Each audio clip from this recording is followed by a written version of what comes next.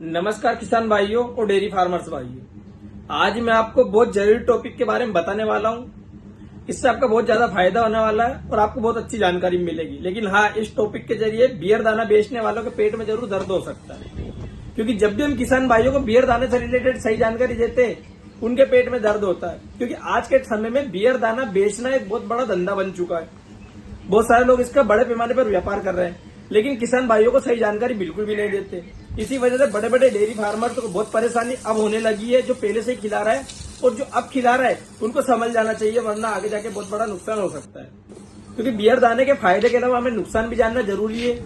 उसके फायदे होते कम है, नुकसान होता ज्यादा है। इसलिए वीडियो में अंत तक बने रहे। आज मैं आपको बियर दाने की सच्चाई बताने वाला हूँ। पहले तो ये जानना जरूरी है कि बियर दाना होता क्या है। तो बियर दाना बियर फैक्ट्री से निकलने वाला एक वेस्ट है, जिसे बियर फेंकते हैं, बियर बनाने के बाद फेंक देती है। बहुत पहले बियर फेंकते हैं, बियर वेस्ट को ऐसे ही फेंक देती थी। और उनके लिए एक प्रॉब्लम भी था कि इस वेस्ट को इतने ज्यादा को हम फेंकेगा। लेकिन धीरे धीरे किसान भाइयों को पता लगा कि यार ये वेस्ट हम खिला सकते हैं। तो धीरे धीरे चलन में आने लगा और वो एक तरह से बियर दाना बन गया और किसान भाई और बड़े बड़े डेयरी फार्मर्स को खिलाने लगे। अब शुरुआत में उसको हमें खिलाने से फायदा क्या होता है? फायदा हमें इस तरह से दिखता है, एक तो बहुत आसानी से मिल जाता है। जहाँ पे भी बियर फैक्ट्री है उनके पास में बहुत आसानी से मिल जाता है। दूसरा फायदा उसका ये हो जाता है कि यार बहुत सस्ता मिल जाता है, ज्यादा कीमत भी नहीं चुकानी पड़ती। तो इस तरह से किसान भाई उसको ज्यादा चलन में लाने लग गए। अब उससे क्या है कि दूध बढ़ा अचानक पशुओं का, तो किसान भाई और ज्यादा खिलाने लगे। उसका दूध बढ़ने का कारण ये है कि उसमें प्रोटीन अच्छा पाया जाता है, साथ ही उसमें ईस्ट अच्छी होती है जो भोजन को पचाती है। इसलिए पशु अच्छे से चारा पानी करता है और दूध उसका बढ़ जाता है। तो धीरे धीरे इतना ज्यादा चलन में आने लगा कि मैक्सिमम लोग बियर दाने पे आ गए, बाकी पशुआहार को भूल ही गए। उसके बहुत ज्यादा फायदे होने लगे। किसान भाइयों को ऐसा लगने लगा कि यार ये तो बहुत अच्छा दाना है, इसके तो बहुत अच्छे फायदे होने लगे। हाँ, हालांकि जिसने खिलाया उसका दूध भी बढ़ा होगा, शुरुआत में पशु ने अच्छी जुबाली भी की होगी, अच्छा चारा पानी भी करा होगा, तो फायदा उनको देखने मिला। लेकिन हाँ, ये फायदा देखने से पहले, जानने से पहले अब इसके नुकसान के बारे में आप जरूर समझ ले। इसके नुकसान ये है, सबसे पहली चीज तो कि इसमें नमी की मात्रा बहुत अधिक होती है, इसलिए इसमें बहुत जल्दी फंगस पड़ जाते हैं जो पशु के लिए बहुत हार्मफुल होते हैं, पशु को कमजोर भी कर देते हैं। बहुत 17 बीमारी पशु के अंदर लेके आते हैं, मुंह पका, पेट में इन्फेक्शन होना और पशु को कमजोर कर देना।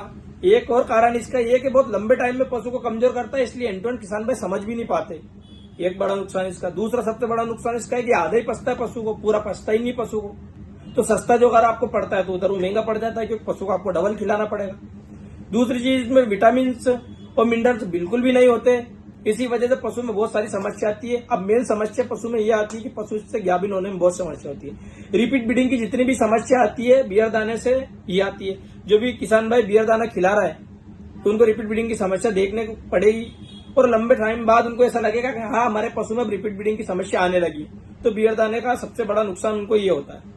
साथ में बियर दाने से किसान भाई इसलिए जल्दी नहीं समझ पाते क्योंकि उसका नुकसान है बहुत लंबे टाइम बाद आता है, धीरे धीरे करके, एक साथ नहीं आता। तो एक और नुकसान आपको ये देखना पड़ सकता है। अब प्रॉब्लम क्या है, जैसे मैंने बताया कि बियर दाना बेचने वालों के पेट में इससे दर्द हो क्यों रहा है, क्यों बार बार इस चीज का विरोध करते हैं कि आप बियर दाने के लिए अवेयर क्यों कर रहे हैं? क्योंकि उनका धंधा बना लिया अब उन्होंने। मेन 3-3, 4-4 दिन पहले गाड़ियां खाली होती है, उसको गाड़ियों में लाद लेते हैं, 4-4, 5-5 दिन बाद किसानों तक पहुंचते, तब तक उसमें फंगस पड़ जाती है। वो इतना ज्यादा फूल जाता है कि खिलाने में डर लगता है पशुओं को। पशु को खाने के बाद जो होगा वो तो हो ही जाएगा। तो उनको सबसे बड़ी प्रॉब्लम ये कि यार आप किसानों को अवेयर मत करो, क्योंकि हम तो कर ही नहीं रहे, हम तो धंधा बना लिया हमने। तो किसान भाई इस चीज को हमेशा देख ले। बियर दाने में आप देखना कि 2 दिन बाद इतनी भयंकर बदबू आने लगती है कि वहां पे खड़ा होना भी मुश्किल हो जाता है।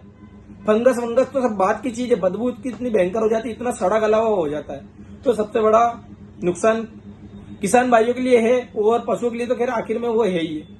अब एक चीज ये आती है कि जो भी किसान भाई डेयरी फार्मर बियर दाना खिला रहा है और उनको अगर अच्छा फायदा हो रहा है, लंबे टाइम में भी उनको नुकसान नहीं देखना पड़ रहा, तो एक चीज तो ये कि वो बहुत सही क्वांटिटी के साथ खिला रहे होंगे, पूरी तरह से निर्भर नहीं होंगे।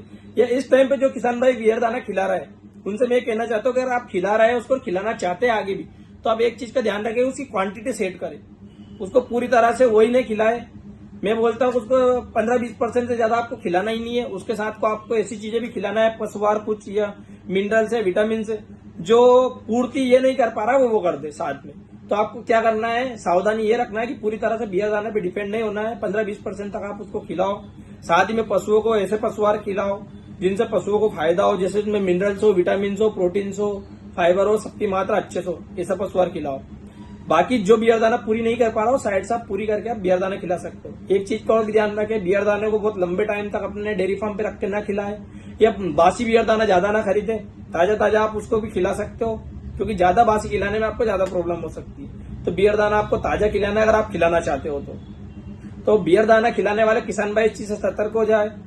अगर आप नहीं खिला रहे तो बहुत ही अच्छी चीज है, और अगर आप खिला रहे हैं तो आपको जान लेना है कि आपको कैसा खिलाना है, किस तरह से खिलाना है, कितना खिलाना है, वरना डेयरी फार्म पे बहुत बड़ा नुकसान हो सकता है। आपको मैं एक चीज बता दूं कि अगर आप अभी खिला रहे तो आपको इस चीज का एहसास नहीं होगा, क्योंकि बियर दाना एक ऐसा वेस्ट है जो बहुत लंबे टाइम बाद नुकसान करता, स्लो पॉइजन है वो। किसान भाई जब भी उसको देते तो इंस्टेंट रिजल्ट उसका नहीं आता, उसका रिजल्ट हमको बाद में देखने को पड़ता है। इसलिए अगर आप आज अगर ये वीडियो देख रहे हैं तो हो सकता है आपको समझ में ना आए कि यार हम तो खिला रहे हैं, हमें तो कोई नुकसान नहीं हो रहा, तो आज नुकसान इसका होता भी नहीं है, इसका नुकसान होता है बाद में। तो इसके ऐसा नहीं कि नुकसान भी है, इसके फायदे भी है, लेकिन फायदे कम नुकसान ज्यादा है।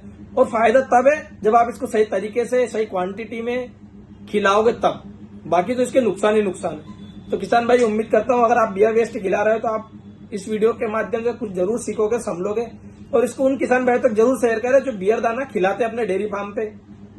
बहुत बहुत धन्यवाद।